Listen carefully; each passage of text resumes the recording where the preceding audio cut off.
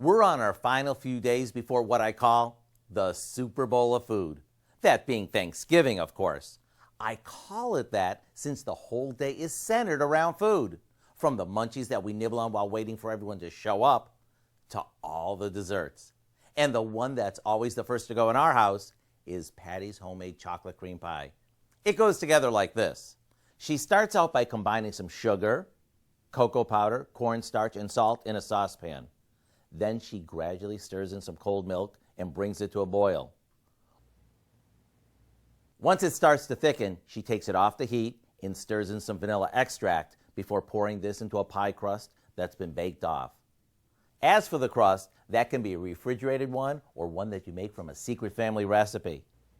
After topping this with some freshly whipped cream and a few chocolate curls, it doesn't matter how stuffed you are. I bet you'll find room for a slice or even two. The recipe for Patty's homemade chocolate cream pie is online now, just in time to be the best dessert ever. I'm Howard with Patty in the Mr. Food Test Kitchen, where today we found a creamy chocolate way for you to say,